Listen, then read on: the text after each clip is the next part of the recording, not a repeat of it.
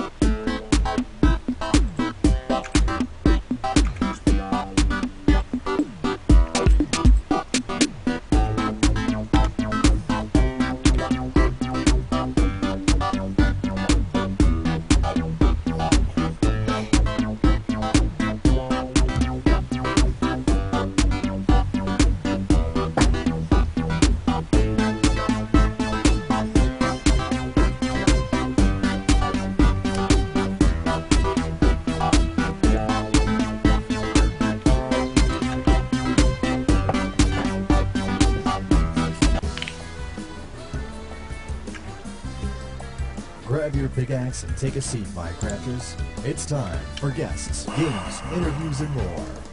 Welcome to MineTV.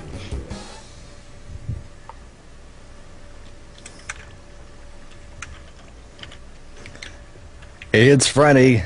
It's not Friday. It's Wednesday, July 25th, and you are here on the first episode of MineTV with your hosts Marc, Starzy, and Sasha Varel. Welcome everyone to the show. How you guys doing?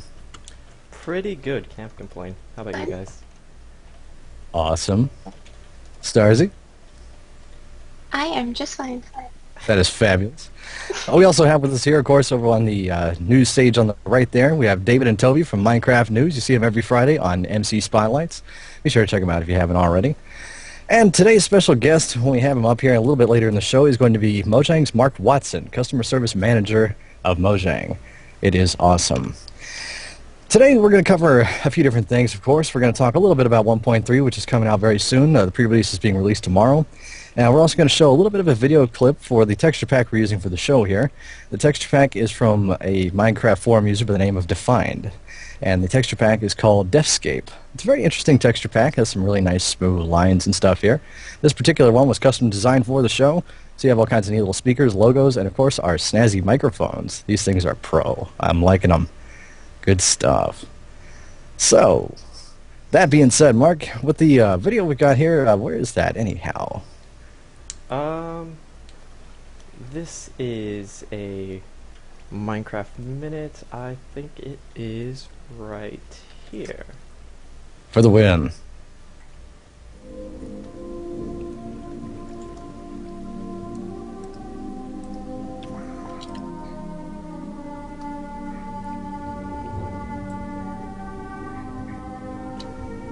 For those of you who are watching the video right now, this particular video was designed by the forum user Omelette, otherwise known as Clairvaux, who is part of our technical staff here on the show. He is responsible for the cameras, lights, redstones, and other assorted goodies. Good stuff. He made this video himself using the Defscape texture pack, and spent a good deal of time on it. If you'd like to see the entire video, we'll be adding links to the channel later on, so you can see the whole thing in its entirety. Really cool little video. I like it a lot. It was also made with a variant of the texture pack we're using actually now for the studio. So, yep, a lot of good work. Good stuff. That is an awesome texture pack. So I guess with 1.3, it seems like there's a lot of things that are getting changed. Like one thing is that they're merging single player and multiplayer in particular. The idea being that, especially with mods, they don't have to update multiple mods or versions. You don't need plugins and a mod. You don't need to worry about inconsistencies between the two settings. And it should be a lot easier for people who want to set up just a quick and dirty game with their friends. Like say, hey, I built the Eiffel Tower, it's pretty cool, I want Joe and Steve to come by and take a look at it. They can just join the game. They don't have to worry about setting up a server with a host or trying to figure out how to do port forwarding locally or any of that stuff. And I think between that and the various other features like the sideways logs, the writable novels, the tripwires, 1.3 is definitely gearing up to be a really interesting release. Speaking with the tripwires, it does bring up an interesting question. How do you think that's going to affect multiplayer? I think it's going to make it amazing, especially now that you're going to be able to really hide the traps well. And, yeah, definitely. I'm excited to see what people come up with. Yeah, there should be all kinds of neat contraptions coming up from that. And I don't know, I feel like sitting here in my own mind trying to imagine all the kind of like light traps and alarm traps and things like that, to say nothing of lava and fire and sand and all that good stuff. With the Feld logs, I'm not really sure what got that to be added at the end, but aside from the obvious being able to create a tree that's on its side, something a lot of people mentioned was they were going to be able to finally build actual log cabins for a change instead of the wooden plank shanties that are so common and is our my first house type approach to the game. Yeah, it's gonna look a lot better, really. Yeah, really neat stuff. Looking forward to that. Dave and Toby, you've been really quiet over there. What are you guys doing? Just chilling with our microphones. Hanging out at the desk. Since your awesome voice, dude. Just I having a good think time. you're right about the tripwires. I think it's a really cool idea that like 1 week they added the tripwires and then the next week they put them into the jungle temples. It's like really powering ahead with the ideas that they're having. I was really surprised. The first time we went into a jungle temple, me and David, David sort of saw it and then stepped back to be very polite and let me go first, and I got an arrow straight in the face. Great for the video we were recording at the time. I think another cool thing the tripwires bring is you can actually set it up so you don't know whether you should actually cut it or you shouldn't, which is a big change from the pressure plates. Yeah, it is. It's possible you could use the tripdoors that are necessary to open a door or a valve or something along those lines, yeah. That's an element of mystique to the game in a way. Yeah. That's pretty cool. Actually, while we're still thinking about it, David and Toby, you guys had a chance to look at 1.3 a little bit in the preview snapshots that they've been doing over the last week or so. What sort of interesting stuff have you found out about it besides what we've went over already? Well, yeah, apart from that, playing with running mobs and hapless cows over 40 blocks of tripwire and having a laugh with that, just enjoying the sort of the more variety that blocks being upturned can give you. Like half blocks can now be placed on the top half of any full block, as well as on the bottom half, so you can get some really funky roofs and eaves on the roofs with upside down stairs and stuff like that, making much more sort of smooth architecture. Definitely, yeah. Something I love. Yeah, that's really good stuff. All right, well, we have definitely been killing some time here, but I think for the better. Really enjoying it so far. But let's just go ahead and cut straight to the chase. So without further ado, we'd like to introduce Mojang's own customer service manager and guru, Marc Watson. Hello. How you doing, Marc? There he is. Hello, Mark. Take my seat here. Yay. Cool. All right, so with customer service, what would you say is like an average rundown of the sort of day you run through? Well, really the day that I want to run through is, I don't work in the office myself, so I pull up a chair and grab a cup of coffee and basically sit down and knock out a whole bunch of emails. My job in particular has a couple different things throughout the day. I might update some of our help articles or change some of the text that our guys use, but the majority of it's just focused on answering as many emails as we can. Cool, good deal. I know a question that came up a lot before the show started, and I got to admit I'm a little curious myself about it. You mentioned we wanted to have maybe get the name Marc or Marc IRL for you in the game, but you currently run with the name Midnight Enforcer. What's the story behind that? So the deal was, I don't know if everyone's familiar with Penny Arcade Expo or PAX, but it's an awesome gamer convention that runs now twice a year, and I have been involved in running that convention in various capacities for a while now. So the volunteer staff of that, they're kind of tongue-in-cheek called enforcers, and my game handle was Midnight. So that's how that kind of got started. I started playing with the PAX enforcers, which I think a lot of us, when we first created our usernames, not all of us put a lot of thought into it. So I'm just like, oh, what's this Minecraft game? I started playing back in late 2010. So I'm just like, oh, Midnight Enforcer works because that's the group of people that I was playing with. Mm-hmm. The funny thing is that eventually led to working with Mojang at PAX as their exhibitor assistant, and then getting to know them a little bit, working Minecon, and then getting hired. So it's an interesting tie-in to how I became a part of the company. But I will be hopefully eventually taking the username Marc when we revamp some of our our terms of service or something. There's a lot of usernames that are out there that have been out there since 2009, 2010, that people aren't using. You can see that they're registered. I can check their accounts and no one's ever bought it. They haven't logged in years. But we can't just take those yet. So if that ever does get changed, I'll probably grab the username Marc. Awesome. That'd be pretty cool.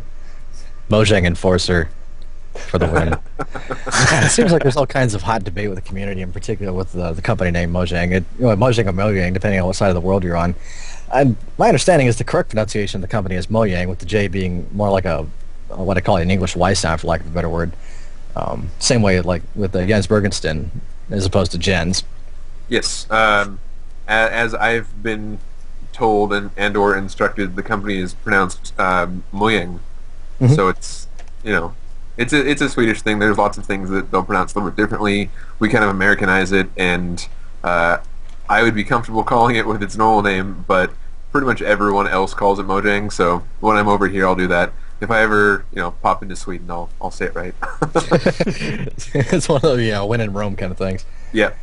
But that's good though. You actually have an official answer for a lot of people who are wondering the answer to that question, what the official pronunciation is. Now they know. That's good stuff. Thank you. Yeah, I think Yeah, really. pop it into like Google Translate, and it will say it back to you properly, I believe. Oh, cool. Did not Yep. know that. Yeah, David. We with get their quite a news- lot of stick on the news channel. Yeah, they catch a lot of We flack get with quite it. a lot of stick on the news channel because of the pronunciation of it. We always say Mojang, and then people are like, no, it's Mojang. Honestly, it's Mojang, and then it's quite nice to know that we can turn around and say, well, actually, no.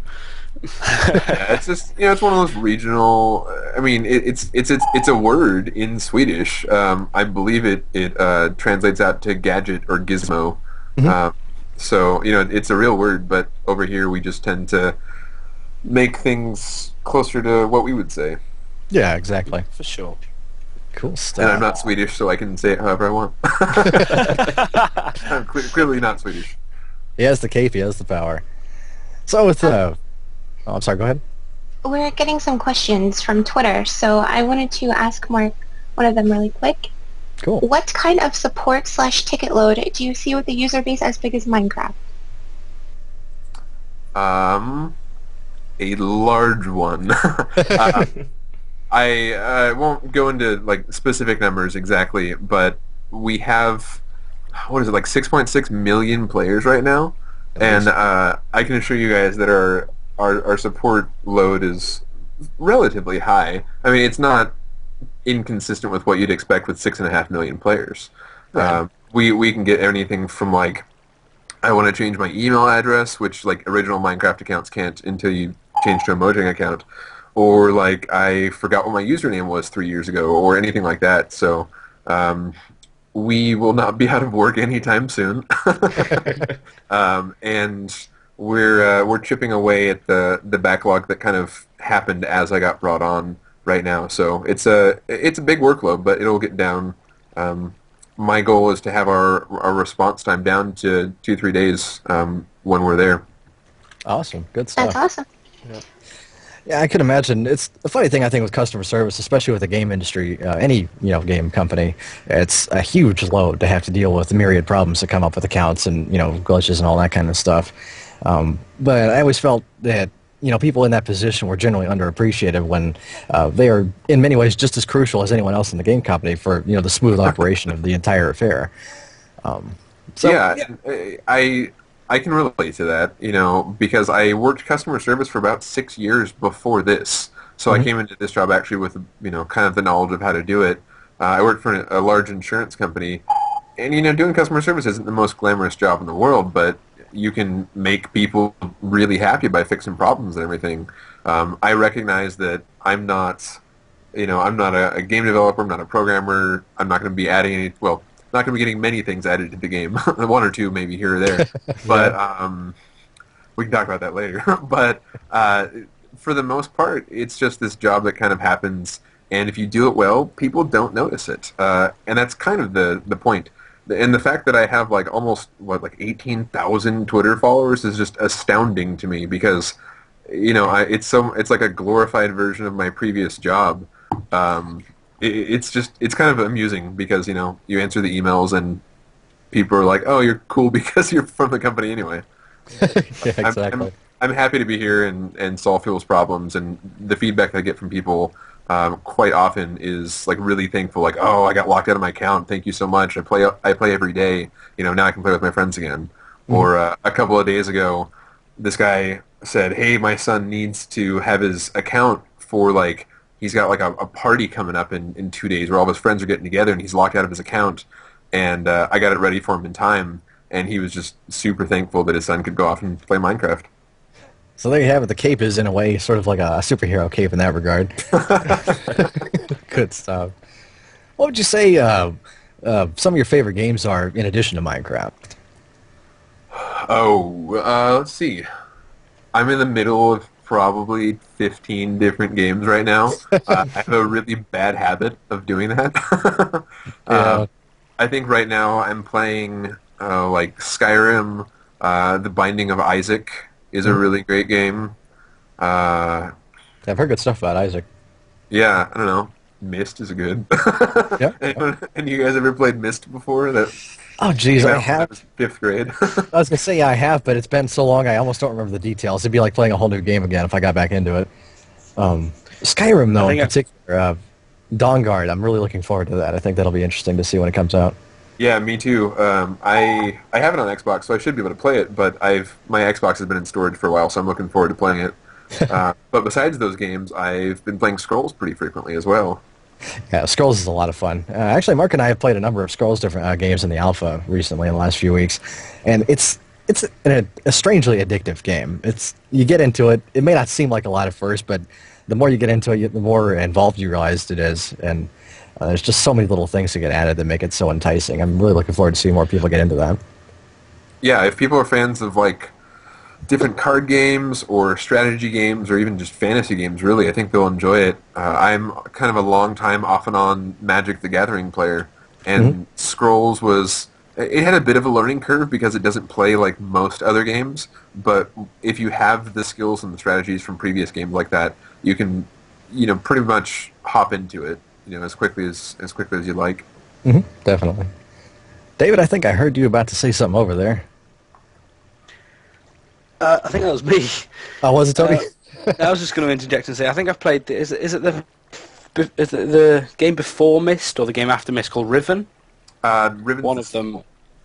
Yeah, I think I've played that one. That was one of the first games I ever played, and I remember getting really, really confused because I went into this room and all that was in it was a compass, and I was completely flummoxed. I had no idea what to do with this compass, and in the end, I just sort of gave up and went to Google and asked Google what to do.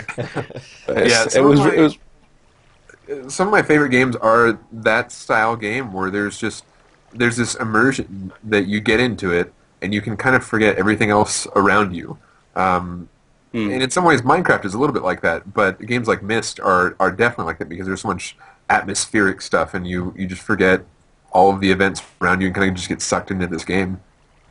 Yeah, definitely. That's a question I have for you, Mark. Is as an employee of Mojang at this point in time, how much time do you to play Minecraft? Do you still look at it as a game that you really enjoy to play, or does the flavour kind of wear off when you're constantly answering questions about the support and stuff? Well, I've been a player since 2010, and I play about as much as I used to. I still play pretty consistently. I have my own server. I just really love the game, and most of the questions are pretty much like account related, so it doesn't ruin the game for me so much. If I was a developer, I mean, maybe kind of getting your hands dirty with that code and playing the game all the time from that angle might make it not as fun. But for me, it's just kind of the same as it always was, and I'm a pretty consistent Minecraft player still. That's great. That's awesome. Starzy, you're being awfully quiet over there. Oh, I was just talking to people in chat. But I do have another question for Mark that came from Twitter. Sure. Why did you decide to join with Mojang over other companies? Well, they're awesome. I would like to tell you guys that, I had my pick of every company, but at the time I was unemployed. And I really love the company as well. So it was a really, really easy decision.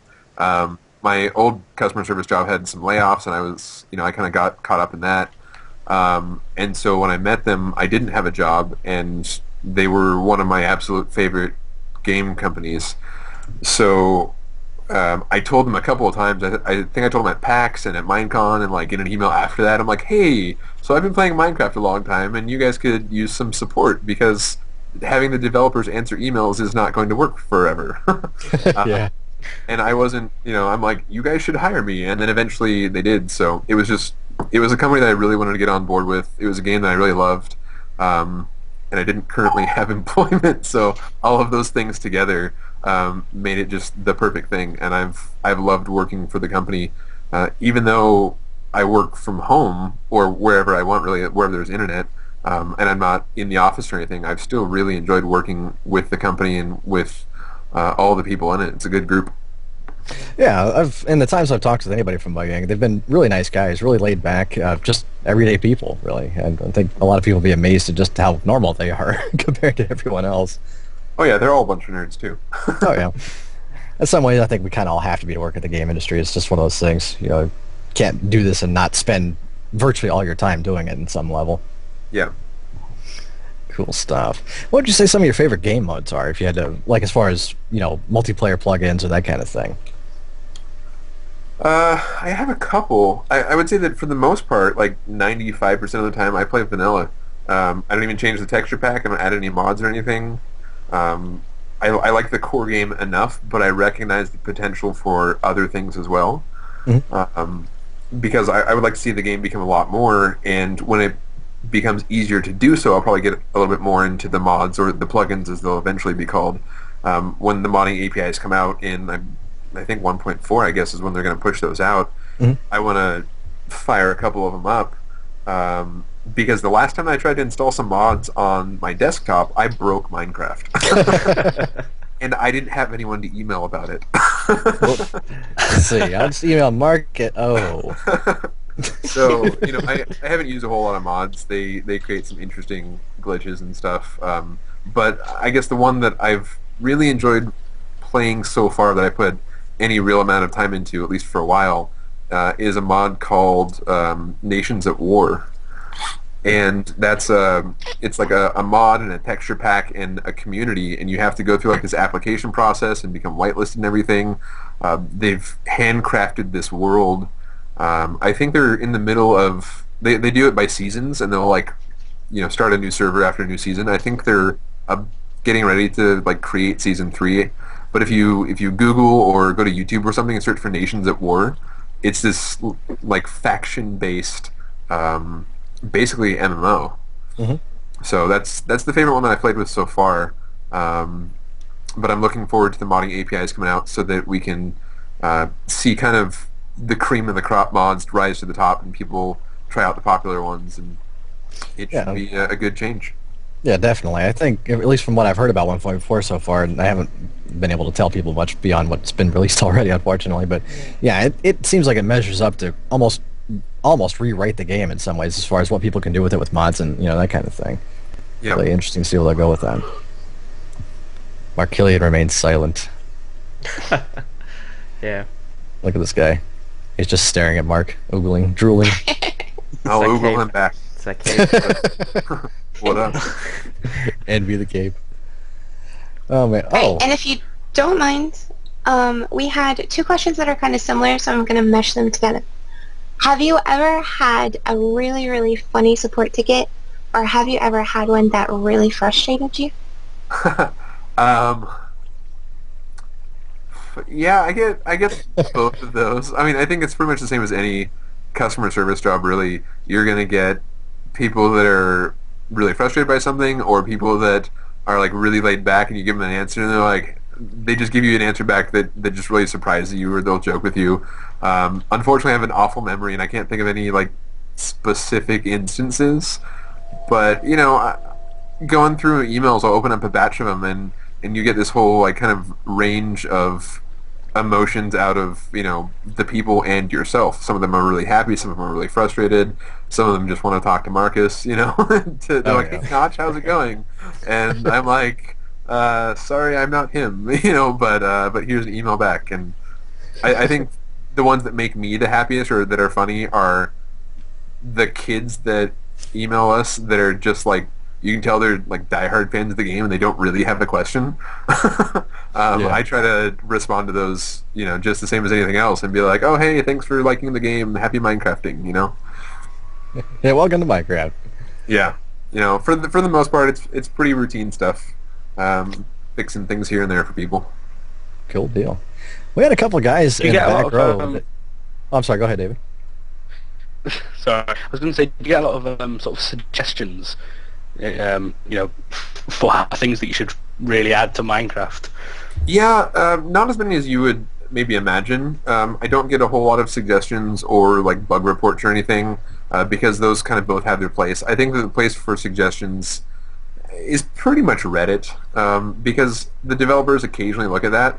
But at this point, I think the nature of that relationship has changed quite a bit from when it first started. You know, when I was a player, there were like 3 people in the company, and you could like email Notch directly and say, hey, I want this, and then maybe that was something that could be considered or whatever. But at this point, they have like a roadmap for where the game is going, and they have important things to focus on, and so a lot of those suggestions, I think, are either something like that can maybe rise to the top of Reddit and a developer can see it, or with the modding APIs coming up, anything that you want to be added to the game can just be added to the game. So Yeah.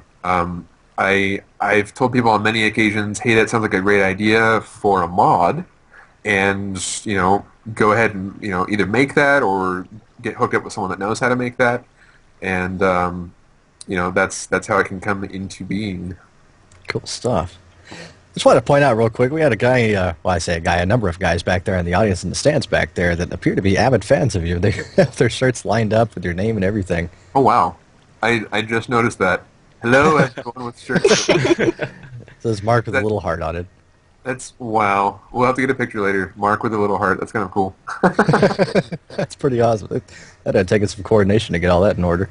Wow. Now, if only, if anyone at Minecon wants to do that, line up with actual t-shirts, that would be hilarious. Marc.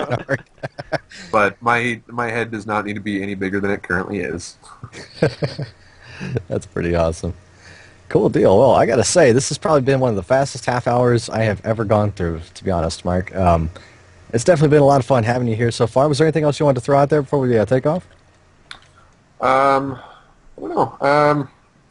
Minecon's coming up. I'll be helping to do that. I'll be returning as the volunteer coordinator for Minecon. So that application, I just recently wrote it, and it will go up when I guess Lydia kind of approves that process. Lydia's been running all the Minecon setup and everything, and once she's ready for it to go live, the volunteer application goes up. And if you want to work on a team with me and some other people and be out in Europe somewhere, feel free to apply and help out and join the convention. Awesome, yeah. Hands-on Minecon. I think that should be a catchphrase, huh? Yeah, somebody should make a banner of that. Cool, great deal. David, Toby, you guys have anything to add there? No, just imagining that somebody trying to line up 20 people with hands-on Minecon on t-shirts. Quite a crowd, yeah. Marc, Starzy. Not really. I don't think I so. just want to thank Marc for joining us tonight and answering a lot of people's questions. Yeah. It's a Definitely. pleasure having you. My pleasure. Yeah. Well, that being said, it looks like we have our first episode of MineTV wrapped up. Thank everybody for joining. We had our guest here, Marc Watson from Mojang, the customer service manager. It's definitely a pleasure having him on. Next week, we're going to be having Direwolf20 on. He'll be talking a little bit about his videos, where they focus on mods and Let's Plays and that kind of thing as well. We'll also have some new videos to show you over there on the green screen, which will be pretty darn neat to see. And David and Toby, of course, will have their usual weekly news to sponsor off. And other than that, we just appreciate everybody for joining us, and everybody there in the studio audience back there who appears to be having a conga line dance of some sort. And that being said, thank you for watching MineTV.